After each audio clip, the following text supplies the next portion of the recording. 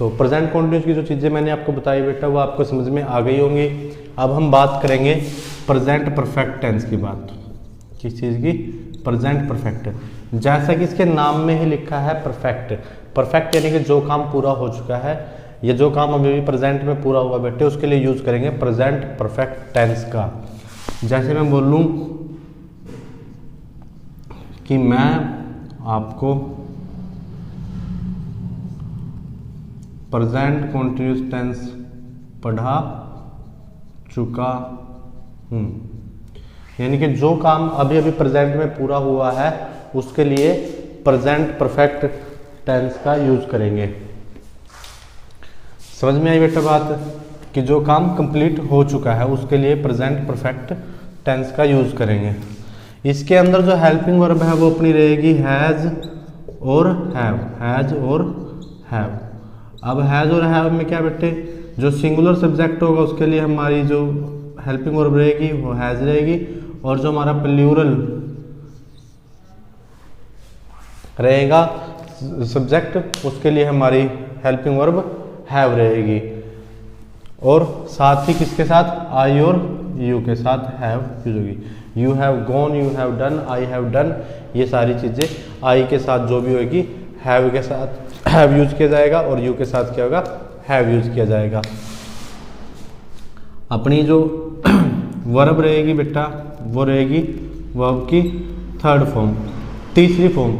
जब वर्ब का चैप्टर होगा ये आपको उस टाइम ऑटोमेटिकली समझ में आ जाएंगे बेटा कि हम वर्ब थर्ड क्यों यूज कर रहे हैं या वर्ब फर्स्ट के साथ आईएनजी क्यों यूज कर रहे हैं, क्योंकि उसके चैप्टर के अंदर आपको सारी चीजें बताई जाएंगी कि जो वर्ब फर्स्ट है वो किसके लिए होती है, वर्ब सेकंड किसके लिए होती है, वर्ब थर्ड किसके लिए होती है, जिरंड किसके लिए यूज किया जाता है, ये सारी चीजें आपको बताऊंगा मैं। तो ये चीज याद रखना कि परफेक्ट में हमारी कौन सी वर्ब यूज होगी? थर्ड फॉर्म, वर्ब की थर्ड फॉर्म यूज की जाएगी बच्चों, ठीक है। अब इसकी फॉर्मेशन की बात करें हम कि सेंटेंस फॉर्मेशन कैसा रहेगा, तो सेंटेंस फॉर्मेशन में हम बात करेंगे तो हमारा क्या रहेगा? Subject plus helping verb plus verb third और ऑब्जेक्ट। जैसे मैं लिखूं कि I have done my English class, तो आई अपना सब्जेक्ट बेटा, हेल्पिंग वर्ब हैव आ गई अपनी, और वर्ब थर्ड डन। डन किसकी थर्ड फॉर्म है? Do, did, done. तो डू की थर्ड फॉर्म है हमारी डन।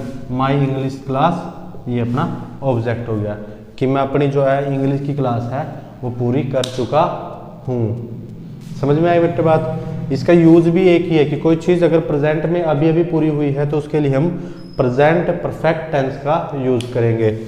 अगर इसको हमने नेगेटिव बनाना होगा तो हेल्पिंग वर्ब के पहले नोट डाल देंगे, हेल्पिंग वर्ब के बाद नोट डाल देंगे कि I have not done my English class, कि मैंने अपनी जो है इंग्लिश की क्लास अभी तक पूरी नहीं की है या पूरी नहीं करी है, ठीक है।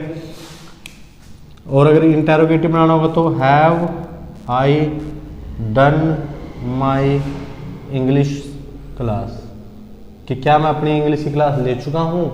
और अगर मैं बोलूँ क्या मैंने अपनी इंग्लिश की क्लास नहीं ली है तो have not I done my English class. बड़े ध्यान से इन्फॉर्मेशन को पढ़ना बेटे। जो मैंने आपको एक पॉइंट बताया था कि जहाँ पे हेल्पिंग वर्ब के बाद नोट नहीं लगता है, वो चीज़ मैं आपको इस प्रेजेंट टेंस के खत्म होने के बाद बता दूंगा ताकि आपको चीज़ समझ में आ जाए। लेकिन जब भी मैं सेंटेंस फॉर्मेशन कर रहा हूँ, सेंटेंस बना के आपको दिखा रहा हूँ, वो चीज़ आप नोटिस करते रहना कि मैंने किस वे में उस सेंटेंस को लिखा है, कैसे मैंने आपको अब तक बताया है। अब तक मैं जो आपको रूल बता रहा हूँ, मैं आपको रूल बताया जा रहा हूँ कि हेल्पिंग वर्ब के बाद नोट लगा देना है, यहाँ भी हेल्पिंग वर्ब के बाद नोट लगा देना है। लेकिन जब वो विदाउट हेल्पिंग वर्ब के नोट आएगा तो वो मैं पॉइंट आपको क्लियर करूँगा।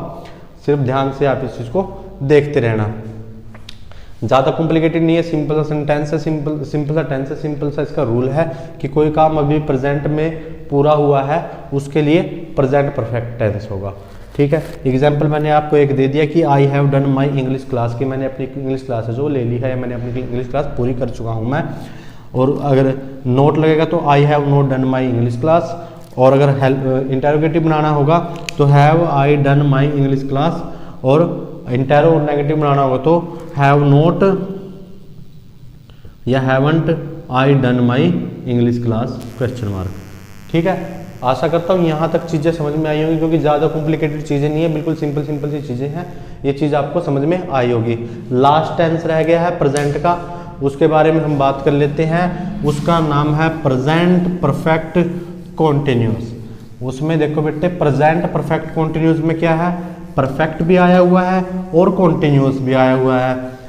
अब वो मतलब क्या है, उसके नाम से ही कंफर्म हो रहा है कि कुछ ऐसा है जो कॉन्टिन्यूस भी है और शायद वो पूरा भी हो चुका है। प्रेजेंट कॉन्टिन्यूस टेंस, प्रेजेंट हो डाल दो, present continuous tense, present perfect continuous tense, sorry. तो प्रेजेंट परफेक्ट का मतलब क्या था बेटे, जो काम अभी अभी पूरा हुआ है, अभी अभी पूरा हुआ है, और कॉन्टिन्यूस जो चल रहा है।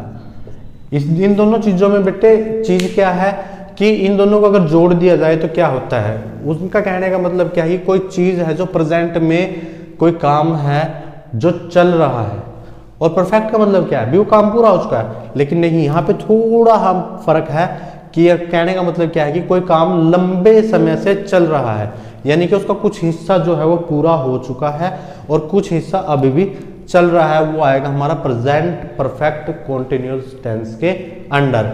जैसे मैं लिखता हूं, अगर मैं हिंदी में एक चीज लिखूं कि मैं 2 वर्षों से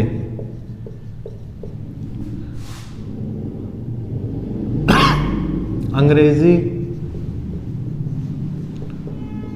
पढ़ा रहा हूं।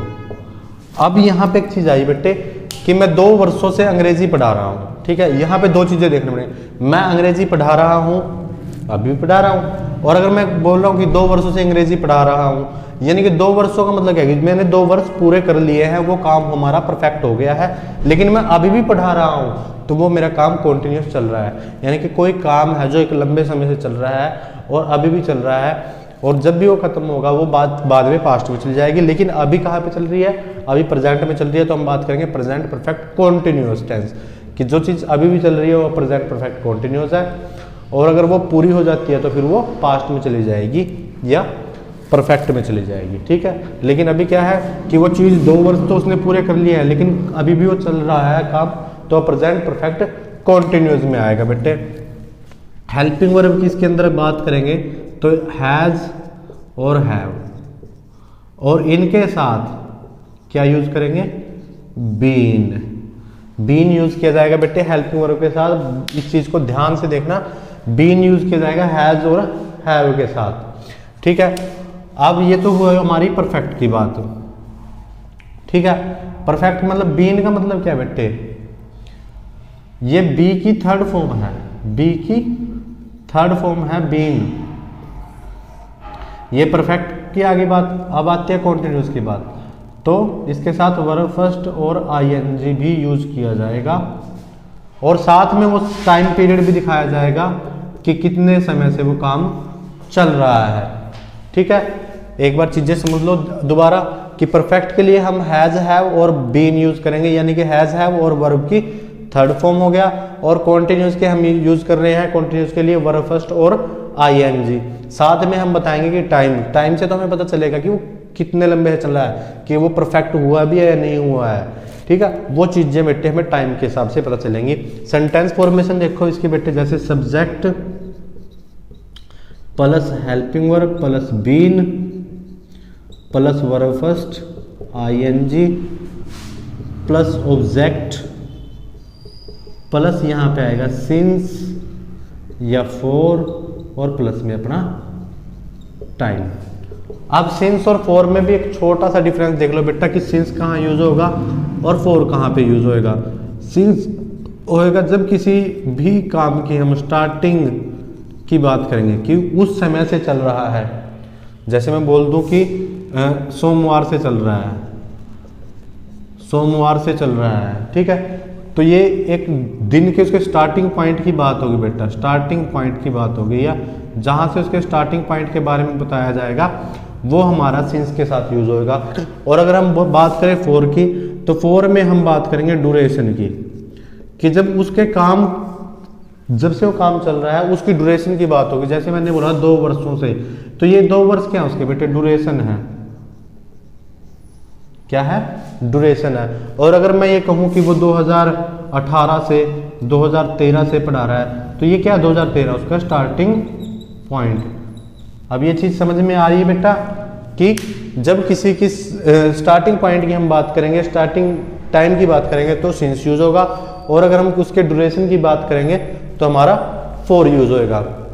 इसका एक एग्जांपल दिखाता हूं मैं आपको, छोटा सा, बड़ा सिंपल सा जो है एक एग्जांपल दूंगा। जैसे कि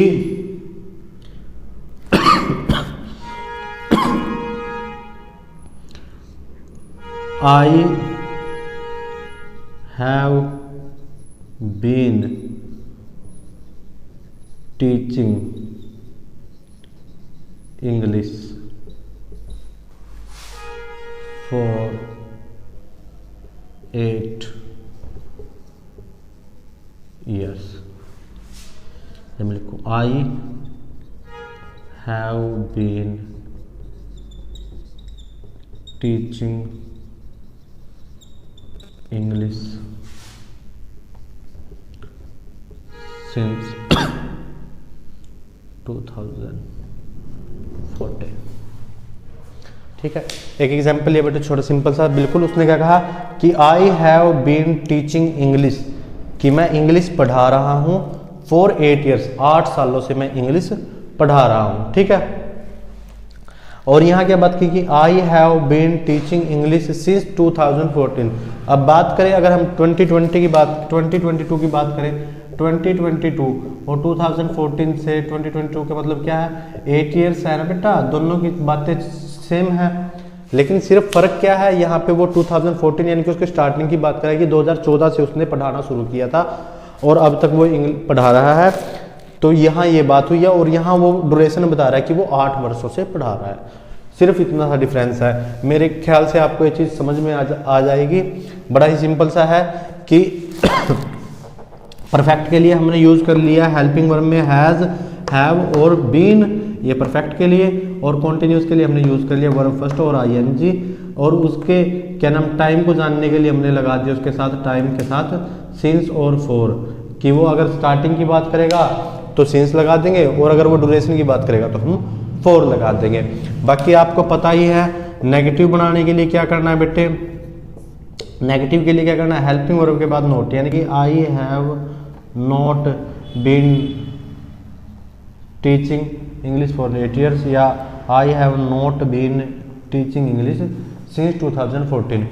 उसी तरह आगे अगर हेल्प नेगेटिव इंटेरोगेटिव बनाना है तो have I been teaching English क्या नाम सिंस 2014 या फॉर 8 ईयर्स, और have not I been teaching English since 2014 या 8 ईयर्स।